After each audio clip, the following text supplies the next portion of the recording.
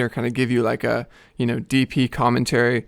There is a lot of great sound bites, like from the camera mic on set of conversations between me and Jake, between Jake and the actor. So I'm definitely going to let a lot of that play.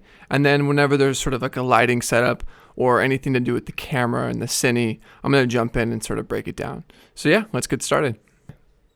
So the first setup, really involved kind of me and Jake spending the first couple hours of the day putting these 1.2K HMIs outside.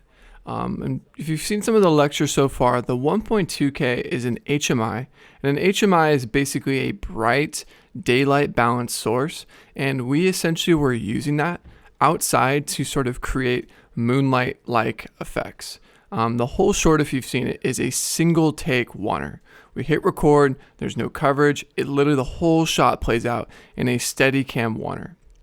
So we didn't really have opportunity to like move a light in for a close-up. So we had to put 3 of these, I'm setting up the first one right now, outside, strategically shooting through certain windows that were going to be featured more.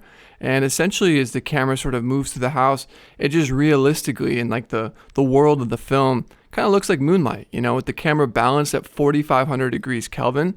Or 4,500 Kelvin, it looks like moonlight on camera. And yeah, I'm kind of right now flicking on a ballast.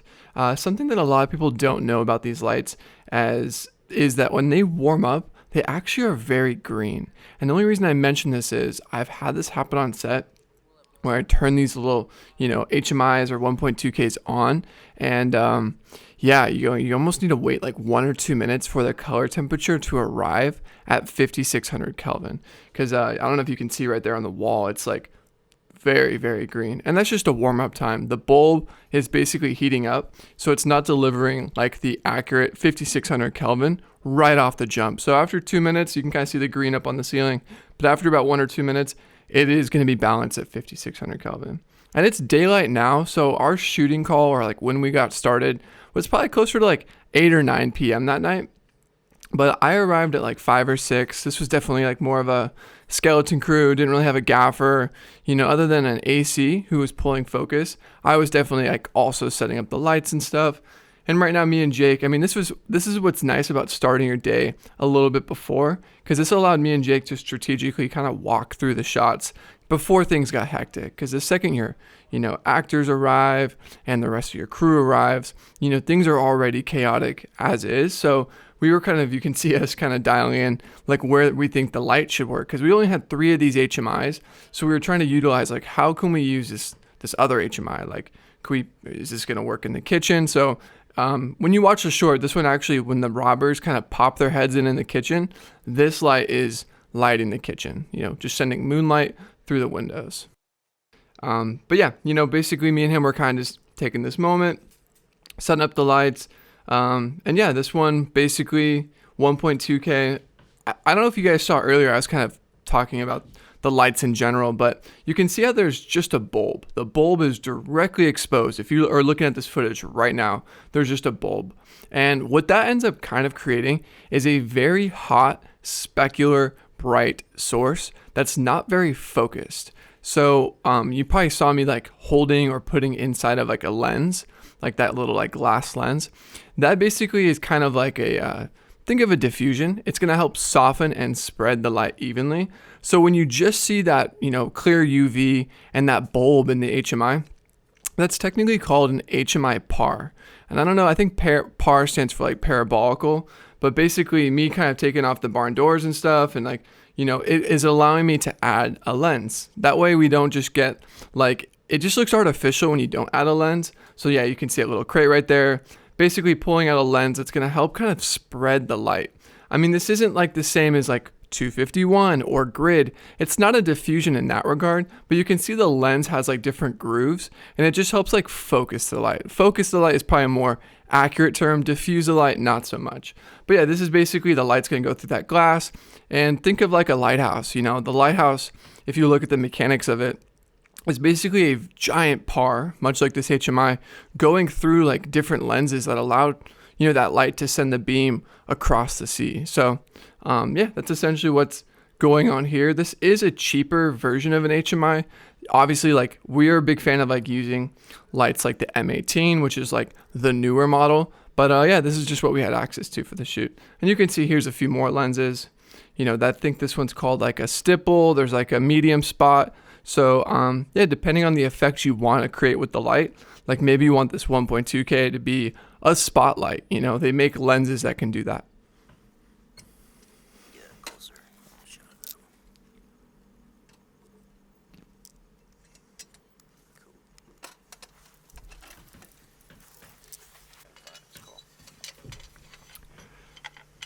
So yeah, it just kind of directly goes right in front.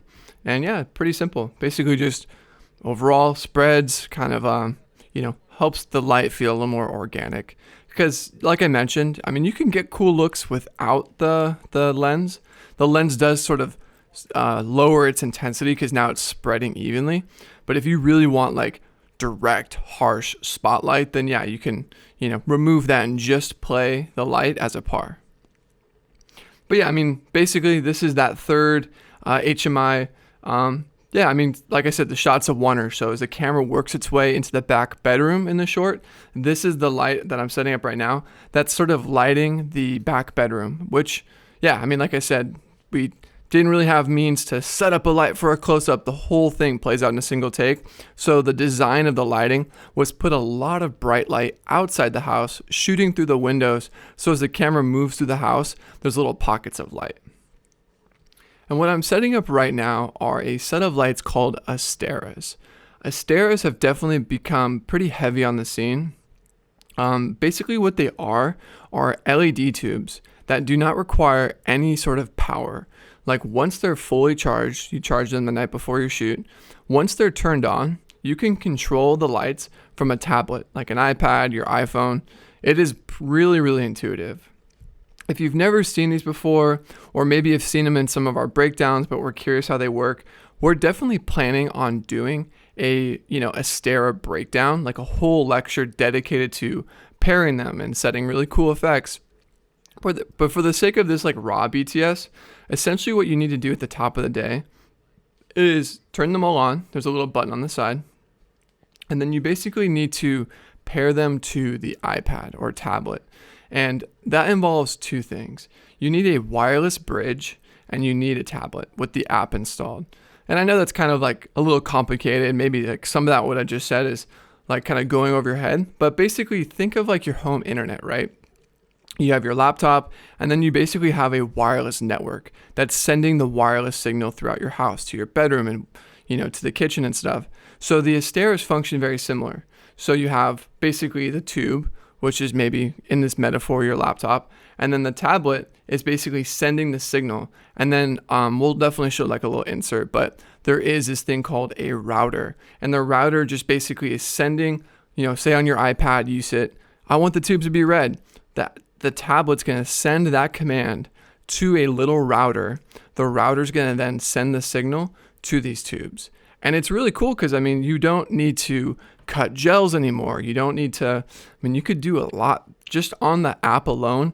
You can change the lights from red to green to blue. You can have them strobe. You can have them, do cop light and stuff.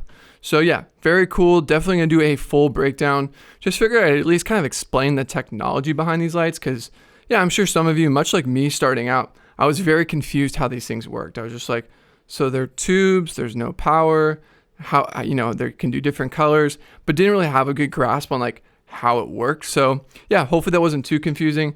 Basically, to recap, you have an LED tube that can receive wireless signals from an app, and the app to send the signal to the tube needs to have a bridge or a wireless router. And when you rent these things from most rental houses, they're actually going to include 8 tubes, a router, and a tablet. Like that's the kit. So you usually each kit when you rent it for, in LA you can get Asteras for like $200 or $300. When you rent them, they do include, yeah, like I said, 8 tubes, usually like 8 different or a way to charge them, then the tablet and the router. So it's like a full kit usually. So yeah, no, they're really great.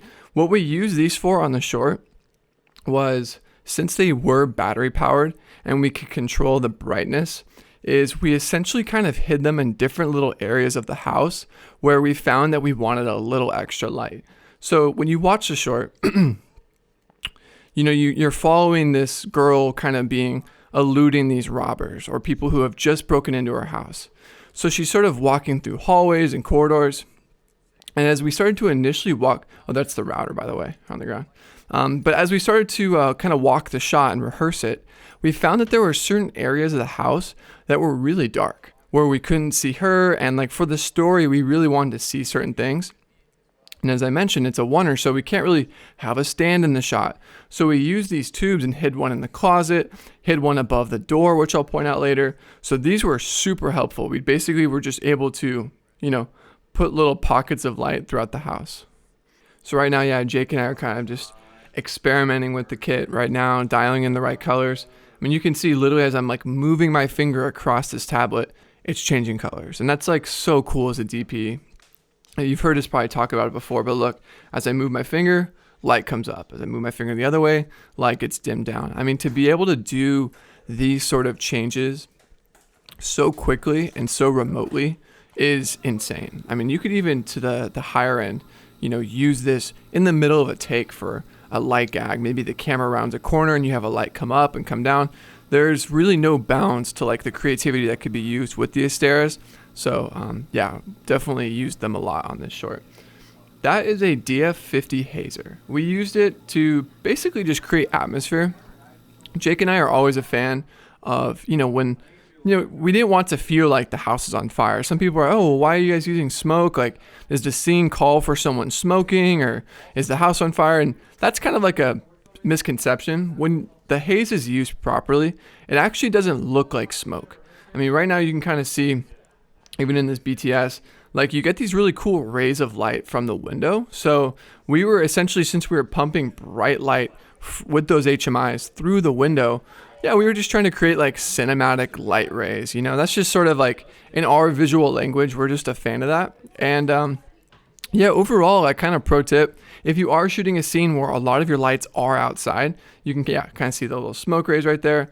If you are, lighting a scene where a lot of your lights are outside, the haze will definitely work to sort of lift the contrast. Because if you think about it, the light is illuminating all the little particulates in the air. So, the haze kind of, if you imagine you're in color correction, it's like lifting your shadows, it just sort of lifts everything a little bit because, the haze is sort of being illuminated by the light. This room right here, don't let this be confusing. I mean, if you follow Jake, you know that he has this property. And this property is like a jungle room. But for anyone who has no context, I didn't want you guys to think like, wait, I saw the short. I don't remember a green room. He just has a set in his house that's like the jungle room. And that's where we put our monitors and stuff. Because we basically walk the shot and the camera pretty much sees 90% of his house. Like the camera's going through the kitchen, the living room, the bedroom. So when we mapped out the shot, that was pretty much the only room that was not going to be featured by the camera. Like the camera was never going to see that. So that's where we put the monitor. That's where we put Jake. That's where we put my, focus puller. That way we just, didn't see the crew in the shot. So like all the crew just hid out in that room while we did the shot. Yeah, you can see like the sun has definitely gone down. And, the HMI is really working. What we found, and I don't know if the footage is going to convey this, is we kept tripping the breaker. Tripping the breaker, we have a whole section on power, but it basically means when you exceed what power you have available. So essentially we end up kind of exceeding how much power was on a circuit. So it definitely took a little bit of finesse to find, the right outlets to plug in. It just took like a lot of extra time. So yeah, obviously having a gaffer or a Best Boy Electric would have alleviated that issue. But yeah, it was just me and Jake kind of lighting this one. So we had a little trouble in error. Like definitely like during a couple takes, like the light would turn off and like in a short, obviously the moon would never turn off. So we had to cut and, find a new outlet. So yeah, there's just a little bit of a headache, but just a pro tip. Yeah, shooting in a house with a lot of HMIs, probably better to get a generator, but we made it work. And yeah, this is Steadicam. I mean, I was the DP and Steadicam operator. And yeah, kind of at the top of the day, you want to build the camera out like you normally would. And then you build your Steadicam out like you normally would. And then you kind of marry them together. And essentially what you have is two masses. You have the camera as one mass at the top. And then you have the monitor and all those batteries at the bottom. And that's the second mass. And that's kind of how a Steadicam works, is you have these masses that balance each other out. And then obviously different Steadicams require different drop times. So this one, you basically want the bottom to be ever so slightly heavier. So if you ever see in like behind the scenes footage, I think I'm about to do it right now, where you sort of put the rig sideways and let it pendulum down, you're basically just timing out how bottom heavy the rig is. And that allows you to essentially, that's how the design of this rig, in a nutshell. I mean, obviously it's much more technical than that, but you can see I'm about to let go, the rig's gonna fall, and then 1, 2, 3. And that's pretty good. A 3-second bottom heavy drop time usually allows the rig to move through a space without it swaying too much. And like I said, that's a very broad explanation, but for anyone who's curious, like, oh, why are you doing that to the camera? Like, that's kind of the rationale behind the Steadicam. So yeah, she's gonna like come down in this corner. Boom. You know what I mean? Do you I wonder if there's a way she could do it. Do you want to walk it more? See, like more this way. More that way, and go up a little bit more. So it really rakes So here. it like comes in a little bit right here. Maybe play what you're doing with your back to this. Like, What do you mean? put your back. That way you just have a better chance of it raking you. But see, I can see the light. It's like Go this way. It's right here. So if you go more that way and just up a little bit more. Well,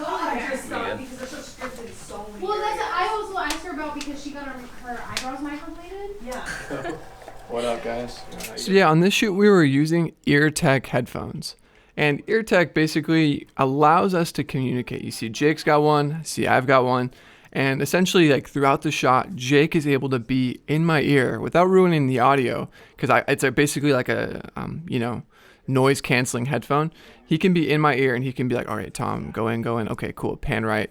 And it's really helpful. Otherwise, you'd have to be yelling across the set. So yeah, these EarTech headphones, I think it put me back like probably $400 or $500. Really great if you're doing a lot of work like this, or if you're on like music video sets and the playback and the music's very loud. So yeah, this was great for this short because it definitely required like very fine timing. So Jake would be like, okay, cool, and now move in. And, I would be able to hear that without him having to yell across the set. Boom, you kind of wake up, but it's like not like an instant, like I woke up from a bad nightmare dream kind of thing. Like you think you hear someone off in the distance, like maybe broke a window or shattered it, kicked the door in or something like that. And so you get up from there. You go to the kitchen to investigate because it's coming from there. Tom, do you want to push through there or like try and squeeze? I wonder if that chair flies out. You want to just set it off? Maybe right there, yeah. Cool. So you're going to come in here, but nice and slow, creep, because you think you hear some noise. And this is right when you get to like right here, because we're going to come off of your shoulder. Actually, let's do it. Tom, let's follow. Remember, actually, we talked about on the first time we'd walk on this side. Get her in silhouette, so then we can come here and see the guys. Copy. So you'll come on So when this I go side. off the record player, I only like kind of land kind of loose. That's fine. And then I go sidey. Sidey. So she's gonna come in as soon as you kind of get to right in here. This is where you're gonna see. Play right there. So right now you can kind of see that Jake and I are walking through the shot. I have the rig on. This is before, because I typically like to rehearse the scene with like, a viewfinder, which I end up doing later on. But right now it was important to have the Steadicam rig on to really map out the blocking, because right now, as you can see, I'm in the kitchen and the final shot in the short film actually involves me not being in the kitchen. And right around here, I think actually in this exact moment, I kind of figured out, I was like, you know what? Me squeezing through the kitchen is just kind of making the shot really bumpy. And, so basically I was able to kind of, with the Steadicam rig on, find out what was possible, like what doors I could get through, what corners I could round. Because with the viewfinder, though it's very helpful to dial in blocking, you don't have the same like footprint as a full build. You could squeeze through a door with an iPad with Artemis, but it is sometimes helpful, at least for like the first pass, to put the Steadicam on. And if you are doing a very elaborate oneer and maybe you don't have a Steadicam, maybe you're using like a gimbal or handheld with an easy rig, you want to see where the camera can go. You would hate to rehearse the thing 10 times on your iPad, and then when you put the Steadicam or easy rig or whatever you're using and you find out that your rig or your thing's hitting a door, like then you've like, dang, we just rehearsed it 10 times. Like I wish we would have known sooner that this whole little section wouldn't have worked. So yeah, that was the idea of me and Jake kind of just walking through it. And yeah, I mean, This was a fun short, you know, it was just cool to be able to, you know, I'm always a big fan of single takes. So just to, everyone is super dialed in, from the actors nailing their marks, I'm nailing my marks, the focus puller's nailing his marks. Like, it's just really cool when there's that much synergy, because, you know, I think in a normal short film, if you will, when you know you're going to cut to coverage, when you know that's like, okay, well, we didn't get it, but, you know, we're going to go for a close-up. There is more security in that, because in the edit, you can choose between the takes. Like, you almost are committing, you know, when doing a oneer, you don't have an option. You don't have, oh, okay, well, that didn't work, or the focus went off right here, so we're going to cut to the wide. Like, there is no wide. Like, the whole thing is a single take. So, yeah, I highly recommend, if you're doing an elaborate oneer, you know, do a lot of rehearsals, you know, because that's just going to allow you to do less takes. And I think that's helpful, because why do a 3-minute oneer if at 2 minutes and 50 seconds an actor is going to overstep their mark, or the lighting is too dark in a zone? Like, rehearse all the little minutia out, and then, you know, then you only have to do like 2 or 3 takes, because 2 or 3 takes are 100% usable, opposed to, you know, 10 takes that are kind of usable, but this got fucked up, and oh yeah, the blocking was messed up here. So yeah, just word of the wise, like, if you're going to do a very elaborate shot, rehearse. It's like, oh, she's gone. Like, where is she at? You coming back this way, we keep panning back, or pulling back, and just as you're about to leave the room, it's like you stop because you heard something, you start to go back, boom, dude comes out this door. We go with him. Okay. And then we kind of go this way, and as you're going down that hallway, we'll just kind of like hold right here, and then you just hear the struggle. Like, we don't know fully what happened in that room, but we hear the struggle. You got her in the arm, like that guy's got her in the arms, dragging her down the hallway. She's kind of yelling and screaming, more pleading at first, and then it gets louder and louder as she goes down. The other guy comes back to like help her out, and we're pushing with. So the one who came in this room, right? You were saying, so that person's in the room. Yeah. Then you leave and you track this person. Yeah, we're about to leave that. Then you're not hearing, but this person would have gotten her. You're right. But we don't fully know, hear, or see what had happened. Got you. You never see the grab. It's like they can come out. Right. Okay, so, cool. So yeah, after, I mean, we'll walk through before Hayes with. Do you want to do a walkthrough with everyone just off the iPad first? Just so I can like say, hey, you're going way too quick. You know, dial in the speed of everything. Okay. All right, cool. Because there's definitely on this first one going to be clunks, you know. Where was it charging? I'll just grab it. It's in the back. Yeah, so. I have a wood bat in the trunk of the car. So you can see we have an Astera tube set up back there. And the motivation of this Astera tube was to basically create our version of a controllable, you know, light that might be on in the laundry room. And sure, you might be able to turn on the light in the laundry room and have it look good. But if you wanted to make it brighter, darker, cooler, or warmer, you're kind of stuck with what you got.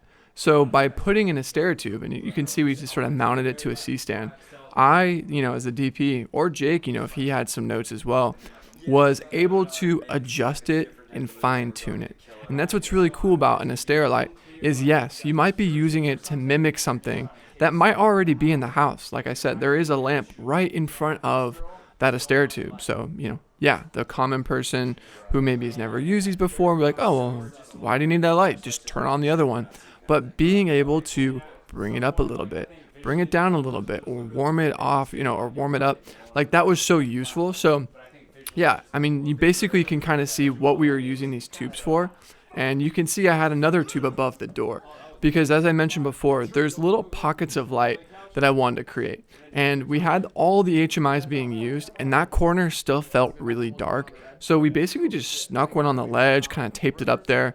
Yeah, maybe not the most legit rig, but sometimes you got to be a little scrappy. And this basically gave a nice rim or a backlight to the burglars during the scene, because this is kind of the climax where they, you know, spoiler alert, knock the girl out, and they're like, you know, panicking on like what to do.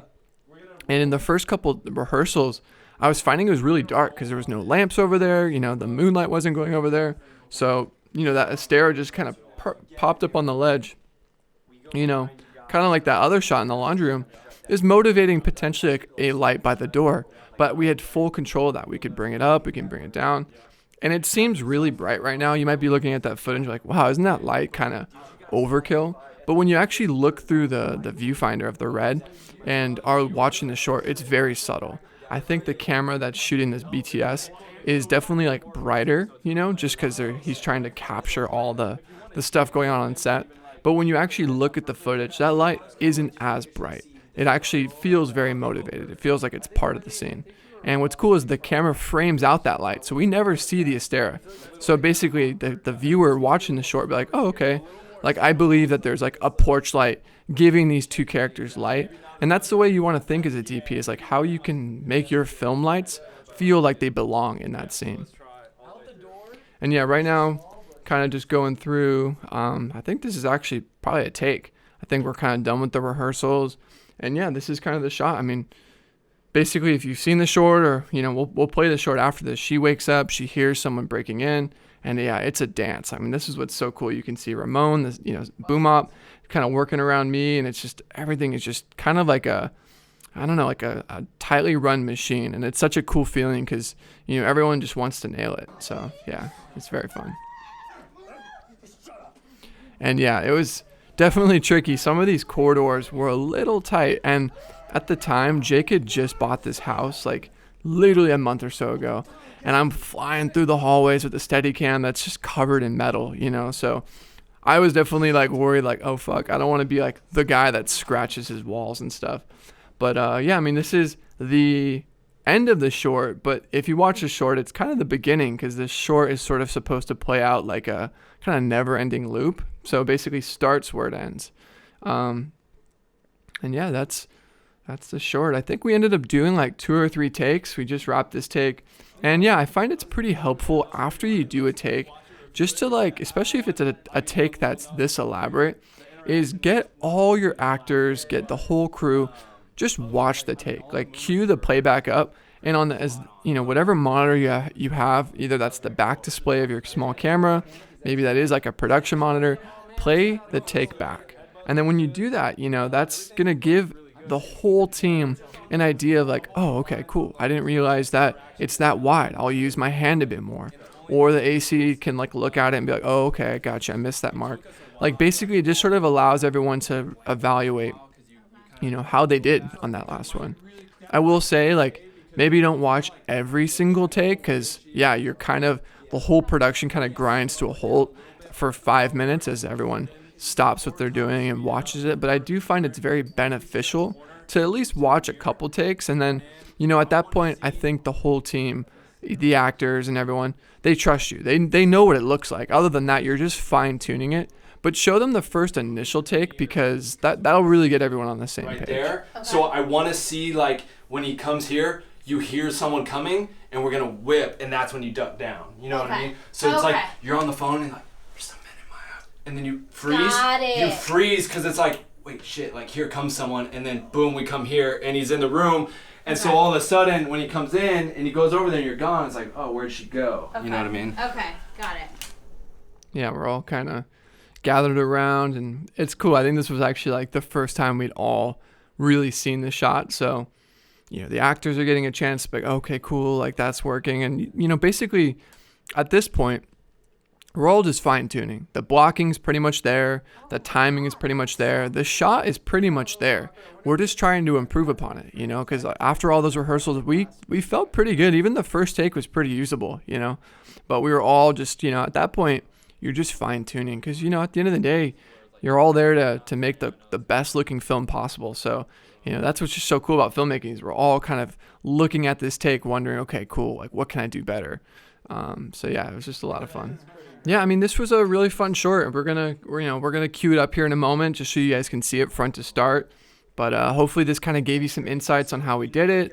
Not only just from a lighting and cine standpoint, but just kind of just the process of making a short film. And it's cool, because when you're on set, that's the way I like to learn. That's the way I see how people are doing things, and it gives me ideas for my stuff. So yeah, hopefully this was helpful. Definitely bring in our camera. We're recording as much raw BTS from all of our upcoming music videos and shorts. So a lot more is upcoming. So, if you've been enjoying this series, and maybe you're, watching this in a state or a country where it's kind of hard to get on set, hopefully this has been able to give you some kind of cool insights and tips and tricks that expand a little bit beyond some of the lectures. Because some of the lectures, we have tried to structure them in a way where it can be accessible to all experience levels. But, I've been there. I went to film school, and there's moments where you sort of listen to your instructor and you kind of zone out. And, not to say that our course is like that, hopefully not. But, this is just a different vehicle for delivering information. It's just by showing you just this is what we do.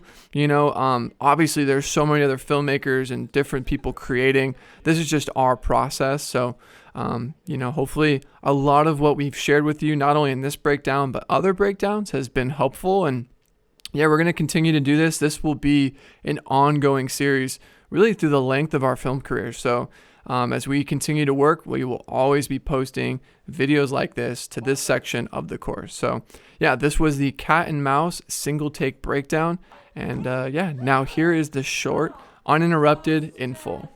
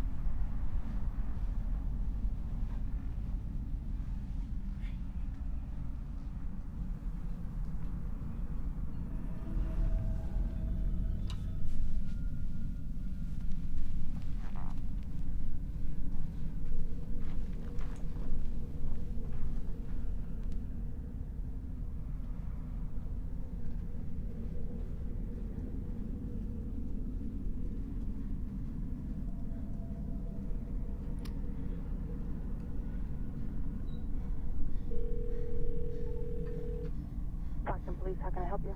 There's 2 men inside my house.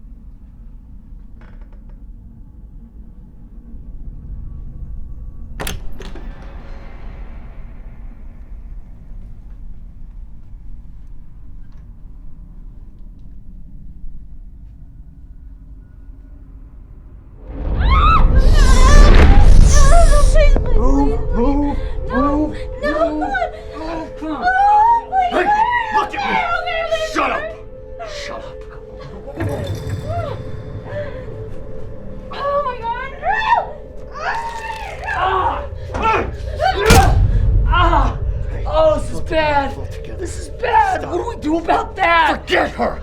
We get what we came for. Forget her. Fucking shit. Come on, get your shit. Come on.